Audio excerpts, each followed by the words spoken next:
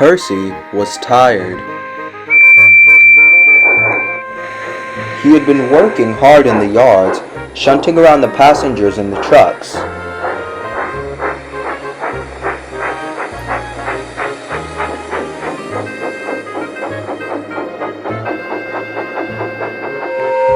Whenever he did shunt a train, he wasn't given any thanks, and instead was given another task to do by the engines.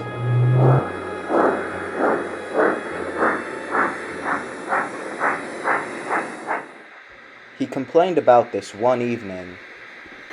It's not fair. I work hard in the yards all day, and what do I get in return? Nothing. Well, you are, after all, a small little tank engine. Compared to us big engines, your job is not as important. Indeed, you aren't taking the express like us bigger engines do. And your point being? Oh, pipe down and let us big engines sleep.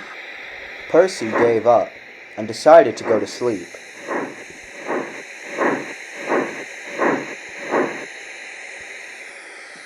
Thomas and Edward looked at each other, knowing that this could only lead to trouble. Percy awoke the next morning at 5 o'clock. However, he was surprised to see that both Henry and Edward weren't in their respective berths. He saw Edward at the water tower. He decided to go talk to him. As he did, Edward heard the sound of the little tank engine and prepared for his conversation.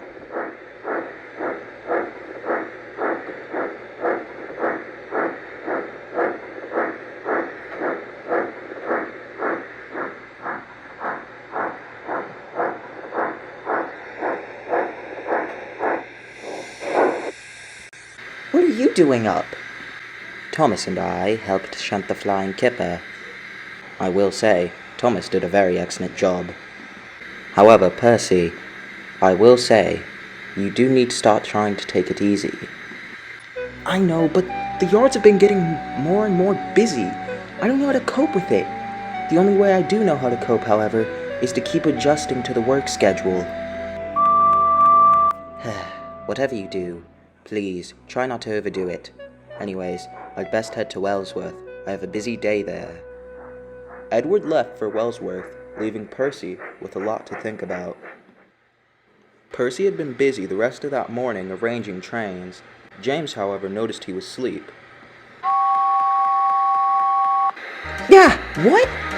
Yo, James, what do you need? I've already arranged the coaches for the express, so what else do you need? It's not what I need. Remember, Henry has that special train to take. Why don't you go make yourself useful and arrange it for him? Yeah, alright. I'll go do that. Henry's special train was at the Tidmouth goods yard. The goods yard itself is rather large and can hold quite a few wagons. Percy rolled back far enough so that the points to the goods yard could be set. The signalman was having trouble setting the points.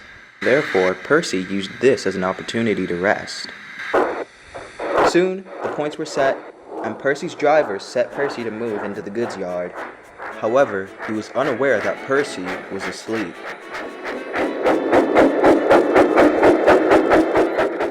However, as Percy moved into the yard, his driver noticed that they were set onto the wrong track. By the time Percy woke up, it was too late. His driver tried applying the brakes, but he smashed into the vans. Luckily, no one was hurt, but the cargo was broken. Percy, what are you doing?